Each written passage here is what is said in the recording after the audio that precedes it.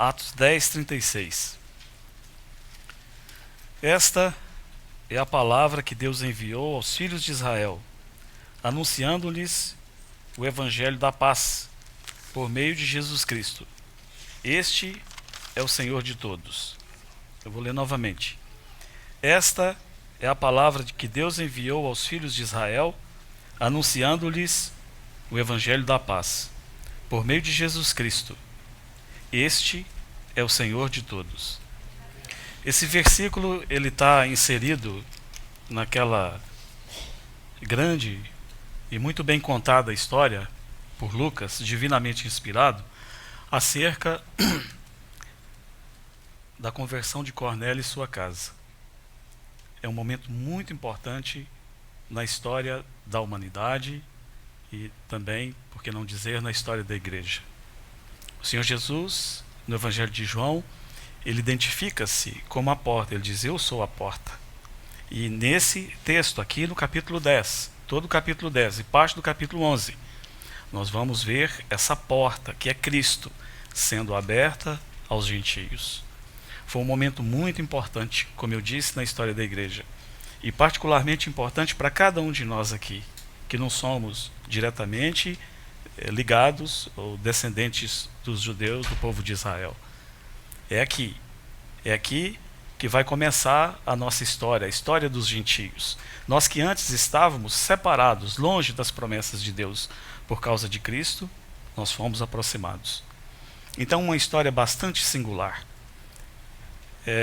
Você vai ver no capítulo 10 que ela é cheia de movimentos. Ela começa dizendo de um homem chamado Cornélio, e embora a história ela esteja bem sintetizada, ela é cheia de detalhes. Teria que ser, não é?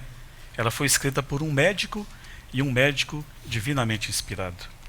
Então, às vezes podemos pensar que é uma história tão importante e ela foi resumida em apenas um capítulo e um pouquinho do 11, mas não nos enganemos. O Espírito Santo, que inspirou o Lucas, o médico amado, a escrever essa história, ele nos deu muitos detalhes aqui. Por exemplo, esse homem, nós sabemos muita coisa dele, esse homem chamado Cornélio. Olha aí no capítulo 10, versículo 1, diz que morava em Cesareia um homem de nome Cornélio, centurião da corte chamada italiana. Ele era um homem que servia ao Império Romano. Ele tinha uma função bastante peculiar. Ele era centurião, ele tinha de 80 a 100 homens debaixo do seu comando. O centurião era um homem em quem o imperador confiava plenamente. E ele era um homem muito capaz, era um homem preparado para morrer. O centurião, geralmente, ele era colocado em lugares inóspitos, de difícil acesso, lugares onde o recurso poderia ter dificuldade para chegar. Então ele era preparado mentalmente para lutar sozinho se precisasse e lutar até o fim. Ele era um homem muito destemido. Não foi por um fator político que ele foi colocado nessa posição. Ele era um herói de guerra. Ele era um homem destemido, como eu já disse. E os seus homens eram bem liderados. O centurião ele tinha que ter essa habilidade para liderar os seus homens. Os seus homens, assim como ele, tinham que estar preparados para tudo. E o centurião, ele não era um homem de gabinete. Ele era um homem que se acampava com seus homens. A única diferença é que, por causa do seu status, a sua tenda era de uma cor diferente. Então é esse homem, isso não te chama atenção? É esse tipo de homem que o Senhor vai salvar, que vai usar no início da história da igreja para abrir a porta aos gentios. Então, sendo um homem tão destemido, no versículo 2 diz que ele era piedoso e temente a Deus, com toda a sua casa, que fazia muitas esmolas ao povo e de contínuo orava a Deus. Uau! Um homem que nós podemos dizer, na nossa linguagem moderna, ele não era um evangélico por excelência, ele não era um crente por excelência, mas veja a vida desse homem, piedoso e temente a Deus com toda a sua casa, e que fazia muitas esmolas ao povo e de contínuo orava a Deus. Sim, temente e piedoso. Fazia muito mais do que nós, como um povo do Senhor Jesus, muitas vezes fazemos. Ele levava as coisas de Deus com bastante seriedade. Você pode ver isso aqui no versículo 7, depois que o anjo lhe aparece e lhe dá instruções específicas de que ele deveria mandar alguém a Jope para chamar Simão. No versículo 7 diz assim: logo que se retirou o anjo que lhe falava, chamou 2 dos seus domésticos e um soldado piedoso dos que estavam ao seu serviço, e havendo-lhes contado tudo, enviou-os a Jope. Ele era diligente para com as coisas de Deus. Que diligência! Como é dito na palavra de Deus, bastou-lhe ouvir a voz, logo lhe obedeceu. E essa é uma qualidade tão necessária no meio do povo de Deus, não é? Diligência.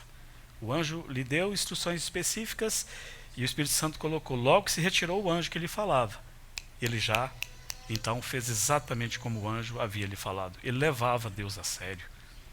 Mas um homem desse calibre, um homem piedoso, um homem temente, um homem que orava a Deus, um homem que era diligente para com as coisas de Deus, faltava-lhe algo muito importante. O que é que lhe faltava? Faltava-lhe o essencial.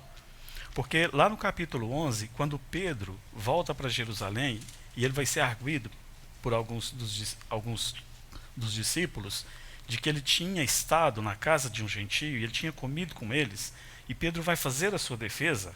Então ali Pedro vai complementar pelo Espírito Santo qual era o estado espiritualmente em que se encontrava aquele homem temente e piedoso.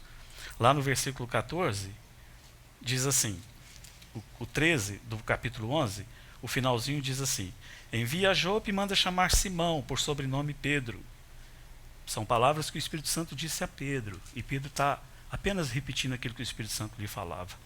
O qual te dirá palavras mediante as quais será salvo tu e toda a tua casa.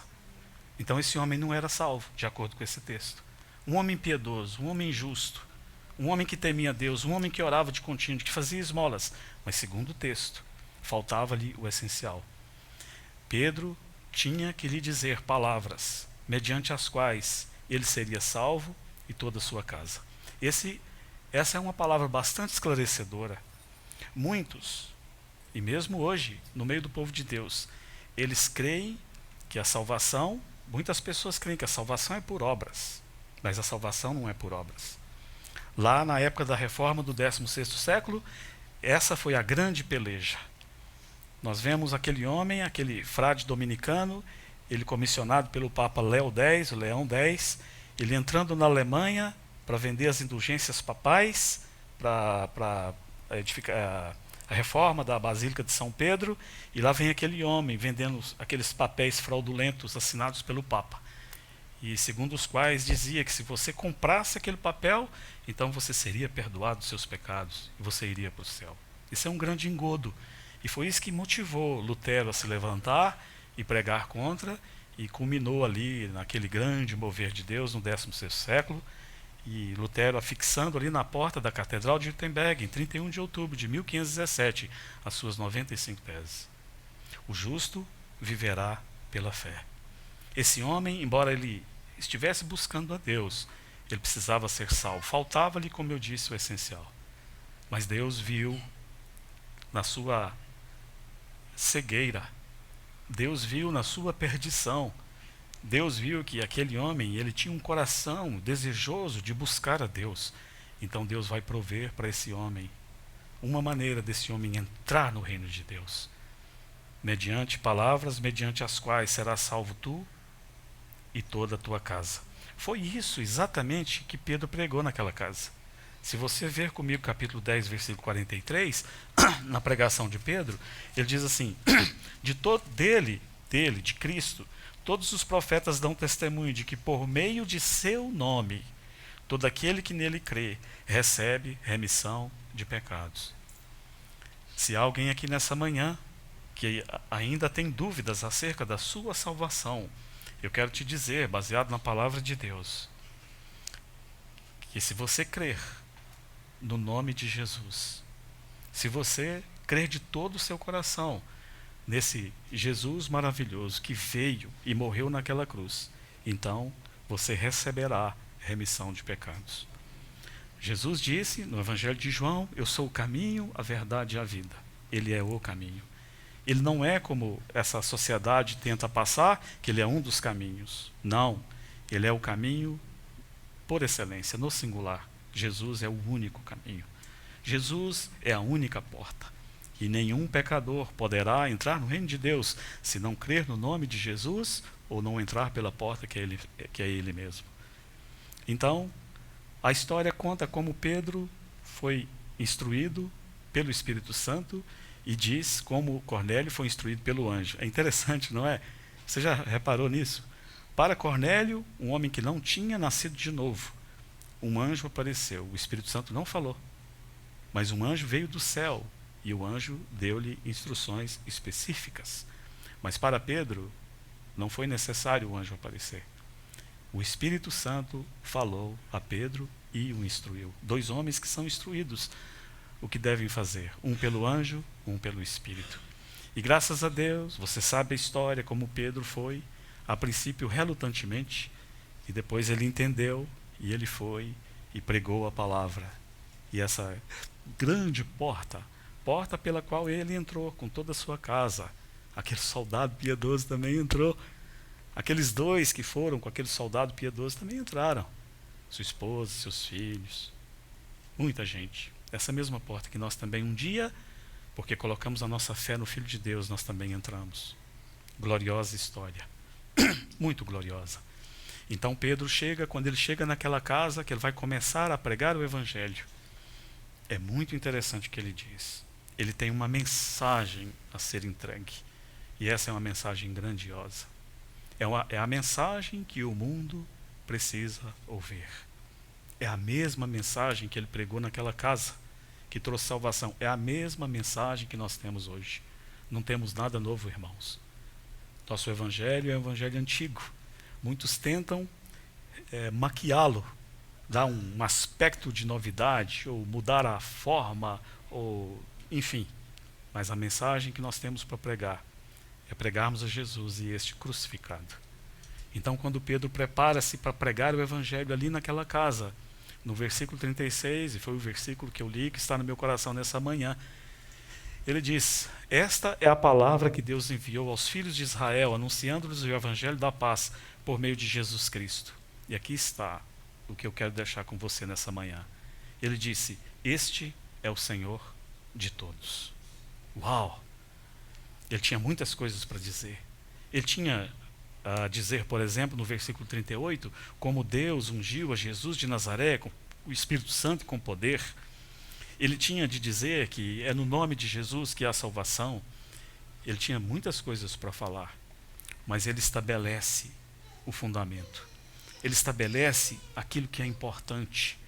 Então ele diz, logo no início do seu discurso, que esse Jesus, ele é o Senhor de todos. Na nossa tradução, creio que na maioria, aparece como Senhor de todos. Mas também pode ser traduzido como Senhor de tudo. Veja aí comigo, por exemplo, no mesmo capítulo 10, versículo 39. Pedro diz: e nós somos testemunhas de tudo o que ele fez na terra dos judeus. Essa palavra tudo é a mesma palavra no original que aparece aí no 36, todos. Então poderíamos tranquilamente dizer, traduzir, talvez alguém tenha na sua tradução, este é o Senhor de tudo. Ou este é o Senhor de todos. Sabemos que a palavra de Deus é a verdade. Ela foi divinamente inspirada. Lucas foi apenas um vaso com as suas peculiaridades, com os seus dons, os seus talentos. Mas tudo quanto outrora foi escrito para o nosso ensino foi escrito. A palavra de Deus, ela é lâmpada para os nossos pés, ela é luz para os nossos caminhos. O salmista diz: puríssima é a tua palavra, por isso teu servo a estima. A palavra de Deus é a verdade. Então, não foram meras palavras, como nessa sociedade em que vivemos, nós estamos acostumados a ouvir, não é? Ouvimos cada coisa aí, que é difícil até acreditar. Ouvimos tantas coisas que são falsas, que não são verdadeiras. Para esse mundo, a verdade ela tornou-se subjetiva, mas para nós, a palavra de Deus, ela é a verdade. Então, não foram meras palavras que o apóstolo Pedro pronunciou. Quando ele disse, este Jesus é o Senhor de todos, ou este Jesus é o Senhor de tudo, o que isso significa? Significa exatamente isso aqui, literalmente. O Senhor Jesus é o Senhor de todos. O Senhor Jesus é o Senhor de tudo. Agora, a própria palavra, ela está preparada para, se preciso for, argumentar a esse favor, para dar testemunho e comprovar se isso que o apóstolo Pedro falou é realmente verdade. Você poderia me perguntar, mas, irmão Léo, com que direito o Senhor Jesus é Senhor de todos ou Senhor de tudo? Se o Senhor permitir, eu vou te mostrar algumas coisas, 4 ou 5 coisas que mencionarei para você, que prova que Ele, por direito, é Senhor de todos. Por que que Ele é Senhor de todos? Bom, primeira resposta, uma resposta óbvia, é porque Ele é Deus. O Senhor Jesus é Deus. Lá em 1 João capítulo 5, no penúltimo versículo, João, que escreveu o seu evangelho e cuja ênfase no seu evangelho é apresentar Jesus como Filho de Deus, e esse pensamento permeava sua mente, seu coração estava cheio dessa mensagem. Então ali, na sua primeira epístola, capítulo 5, no versículo 20, você lembra que ele diz lá, acerca de Jesus? Ele diz assim, que este é o verdadeiro Deus e a vida eterna. O Senhor Jesus é Deus. Então por que que Ele é Senhor de todos? Porque Ele é Deus. Abra comigo em Isaías capítulo 9, versículo 6. É um versículo bastante conhecido. Quando eu tinha 15 anos, alguém que se converteu a Jesus, que trabalhava comigo, ela me mandou esse versículo num cartão de Natal. Eu achei tão bonito esse versículo, que fala do Senhor. O profeta Isaías, divinamente inspirado, ele vai profetizar acerca do Senhor Jesus Cristo. E ali no capítulo 9, versículo 6, ele diz, porque um menino nos nasceu, um filho se nos deu, o governo está sobre os seus ombros, e o seu nome será. E aqui ele vai dar títulos ao Senhor Jesus, que só Deus pode ter. Ele diz, maravilhoso, o nome dele vai ser maravilhoso, em algumas traduções, maravilhoso conselheiro, mas ele será maravilhoso. Oh, irmãos, ele não é maravilhoso? Oh, quão maravilhoso é o Senhor Jesus. E diz também que ele é um conselheiro. Onde é que nós podemos nos aconselhar melhor do que com esse grande conselheiro? Ele é Deus. Ninguém pode aconselhar como ele sabe todas as coisas. E diz também que ele é Deus forte. Aquele menino, nascido na manjedoura, ali em Belém, desprezado por aqueles que o cercavam na sua maioria, mas fortemente guardado pelas hostes celestiais, pela milícia celestial, tendo alguns poucos ali esperando o nascimento desse menino. Isaías diz na sua profecia, o nome dele será Deus forte, Pai da eternidade, Príncipe da paz. Ele é Deus. Por que que é? Porque então o Senhor Jesus é o Senhor de todos, porque Ele é Deus. Você se lembra ali em Mateus capítulo 16, versículos 15 e 16, é dito a história que Jesus estava indo com seus discípulos para o lado de Cesareia de Filipe. E aí, provavelmente o Senhor Jesus aqui à frente, os discípulos atrás, e aí o Senhor Jesus vai entabular uma conversa com eles. O Senhor Jesus é muito bom nisso, né? Em fazer as perguntas para chegar naquele objetivo que ele queria, logo ali na frente. E ele diz, quem diz o povo ser o filho do homem? E aquelas respostas ali, né? Diz que é João Batista, diz que é isso, Elias e tal. Aí o Senhor Jesus diz, e vocês? Quem que vocês dizem que eu sou? E aí Pedro, o porta-voz dos demais, divinamente inspirado pelo Pai, ele diz: Tu és o Cristo, o Filho do Deus vivo. Maravilhoso, não é? Uma revelação maravilhosa. Lá em Êxodo capítulo 3, foi compartilhado nos 2 últimos domingos, essa expressão eu sou no Evangelho de João, que nosso irmão compartilhou, essas expressões mais escondidas, porque ele tem 8 instâncias onde o Senhor declara usa essa expressão eu sou. Ele diz: eu sou o pão da vida, antes de Abraão existisse eu sou a porta, eu sou a luz do mundo, e assim vai, terminando lá em João capítulo 15, eu sou a videira verdadeira.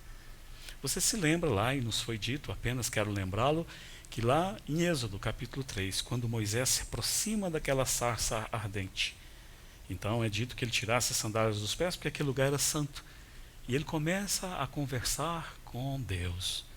E aí ele diz: mas quando eu for lá e me perguntarem pelo teu nome, qual o nome que eu darei? Qual que é o seu nome, Senhor? E aí o Senhor diz: diga para eles que eu sou o que sou.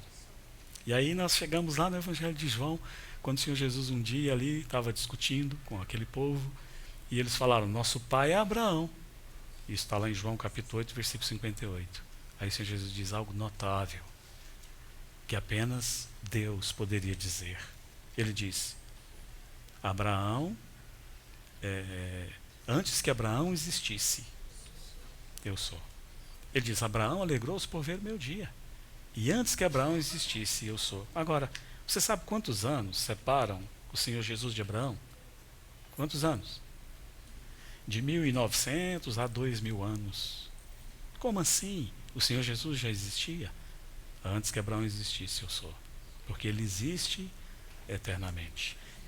Hebreus diz que ele é o mesmo. Hebreus 13:8 diz que ele é o mesmo ontem, hoje e o será para todo sempre, eternamente. Ele não muda. Essa é uma característica principal do nosso Deus. Ele não muda, ele é o mesmo. E para todo sempre ele é Deus. Então, sim, porque ele é Deus, ele é o Senhor de todos, ou o Senhor de tudo. Mas também há uma outra coisa que carimba, que dá o selo, que aprova essas palavras que Pedro disse, de que ele é o Senhor de todos. Por que o Senhor Jesus é o Senhor de todos, Senhor de tudo? Porque ele é o herdeiro, como filho de todas as coisas. Abra comigo aí em Hebreus capítulo 1, aí na frente, Hebreus capítulo 1. O autor, divinamente inspirado, ele diz assim, Hebreus 1. Havendo Deus outrora falado muitas vezes de muitas maneiras aos pais pelos profetas, nestes últimos dias nos falou pelo Filho, a quem constituiu o herdeiro de todas as coisas. O Senhor Jesus é o herdeiro de todas as coisas. Então sim, Pedro disse com toda a segurança, é a pura verdade, que este é Senhor de todos e de tudo, porque tudo foi confiado às mãos do Filho. Também podemos usar um outro argumento, porque o Senhor Jesus é Senhor de todos, porque ele, através dele, por intermédio dele, todas as coisas foram criadas. Aí mesmo onde você está, em Hebreus capítulo 1, é dito assim acerca dele, no mesmo versículo 2, a quem constituiu o herdeiro de todas as coisas, pelo qual também fez o universo. Abra comigo em Colossenses capítulo 1, volte um pouquinho aí, em Colossenses capítulo 1, versículo 16. Vamos ler o 15, 16, Colossenses 1, 15 e 16. O apóstolo Paulo disse: Este Jesus é a imagem do Deus invisível, o primogênito de toda a criação, pois nele foram criadas todas as coisas, nos céus e sobre a terra, as visíveis e as invisíveis, sejam tronos, sejam soberanias, quer principados, quer potestades. Tudo foi criado por meio dele e para ele. O Senhor Jesus é o agente criador. Sem ele, nada do que foi feito se fez. Ora, é plenamente compreensível que o relojoeiro, né, ele tem a preeminência sobre o relógio. Aquele que o que fez o relógio deve ter preeminência sobre aquilo que ele criou. Então é perfeitamente plausível, claro, deve estar claro em nossas mentes, de que o Senhor Jesus, como o Criador, como aquele por intermédio de quem todas as coisas foram criadas, ele tem direitos sobre a sua criatura. Depois também eu poderia te dizer que ele é Senhor de todos, e corroborar essas palavras de Pedro, porque ele foi aquele grande vencedor. Ele venceu todas as coisas. Ele venceu tudo. Ali na cruz, já ouvimos isso tantas vezes, não é? Aquelas palavras gloriosas que o Senhor Jesus pronunciou um pouco antes de morrer. Tetelestai, está consumado. Muitos olham para a cruz como uma situação de derrota. Mas não. Martinho Lutero, no seu hino famoso Castelo Forte, ele captou bem, ele entendeu bem o que aconteceu ali na cruz. Numa das estrofes daquele hino maravilhoso, ele diz assim: defende-nos, Jesus, o que não morreu na cruz. Mas ele diz: defende-nos, Jesus, o que venceu na cruz. Senhor dos altos céus, e sendo o próprio Deus, triunfa na batalha. Ele é o grande conquistador. Ali em Lucas capítulo 4, já falei isso aqui, quando Satanás vem tentá-lo, da mesma maneira que fez com o nosso pai Adão, e Satanás veio na mesma segurança e empáfia que vimos ele agindo lá no jardim do Éden, mas quando ele chega diante do Senhor Jesus, ele é espetado de todas as maneiras. Ele tenta o Senhor ali, e é uma luta de dois espadachins. E Satanás é um hábil espadachim, mas o Senhor Jesus é o espadachim. É ele que triunfa nas batalhas. Então, se Satanás tentava acertá-lo, o Senhor se desviava e cravava, dava um golpe nele, dizia: mas também está escrito, mas também está escrito, mas também está escrito. Então, na cruz, o Senhor venceu todas as coisas. Tudo foi conquistado na cruz. Tudo. Por causa da cruz de Cristo, nós estamos aqui, cheios de ousadia na presença de Deus. Irmãos, isso jamais seria possível. Se a presença do Senhor estivesse aqui nessa sala, nós teríamos que estar lá do lado de fora, tremendo de medo. E apenas um homem estaria aqui dentro nos representando. E agora podemos vir com ousadia e podemos entoar louvores ao Senhor, podemos adorá-lo. Por quê? Porque o Senhor Jesus venceu na cruz. Ele é o grande vencedor. Ele venceu a morte. Aquele túmulo vazio está. Onde está, ó morte, a tua vitória? Onde o teu aguilhão, vara de ferrão? Não temos mais essa vara de ferrão nos cutucando o tempo todo. Esse mundo moderno, tão seguro de si, ele vive debaixo desse medo, desse terror. O que me acontecerá? E quando eu morrer? E quando eu tiver que confrontar a morte?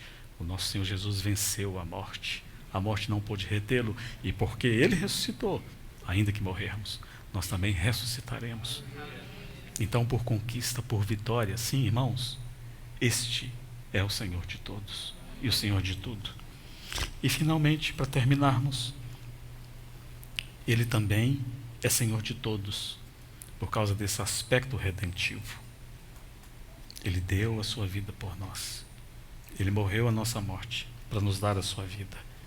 Em 1 Pedro, abra comigo em 1 Pedro 1, é um versículo que eu creio que muitos já estão quase memorizando, né?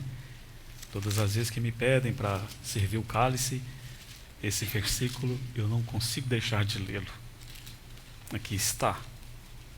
Porque que ele é o nosso Senhor, o meu Senhor e o seu Senhor, pessoalmente. 1 Pedro 1,18, Pedro diz assim, e vamos terminar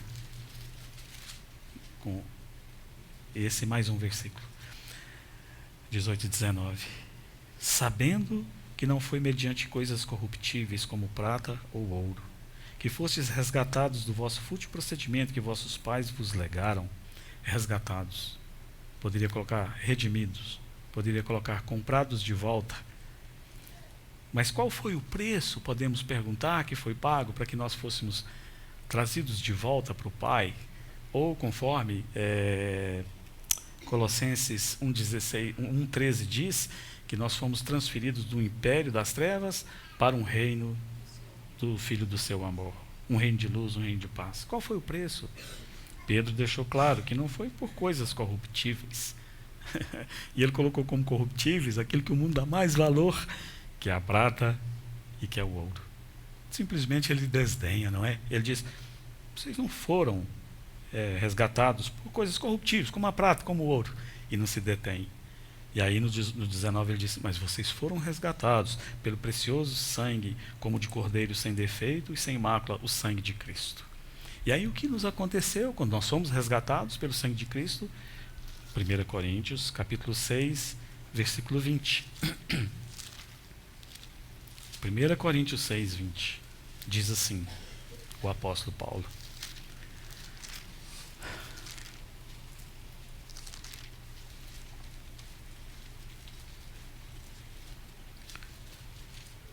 Porque fostes comprados por preço.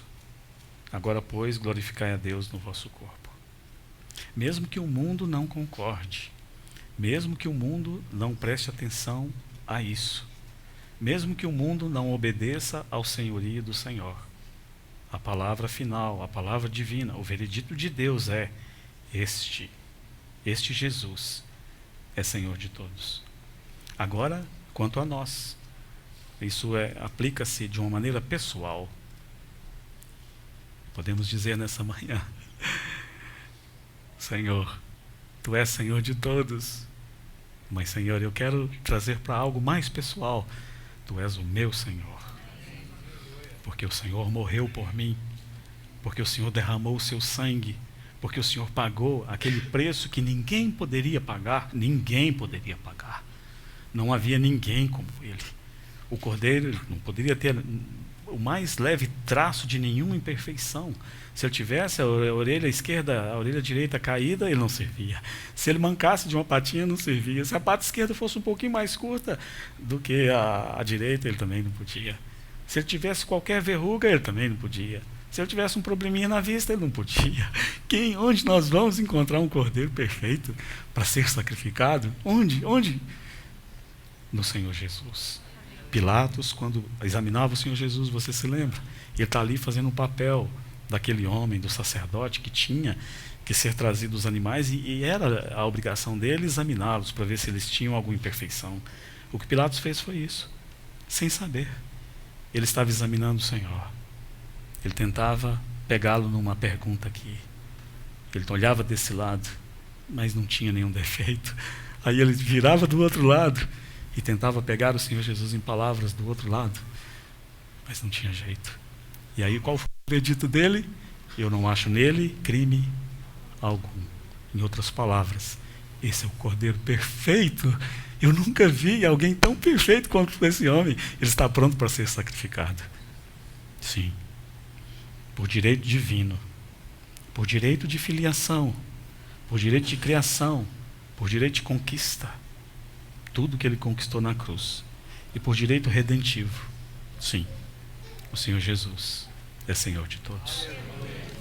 Ele é o nosso Senhor, o nosso Salvador. Que privilégio, que honra. Você não se sente honrado?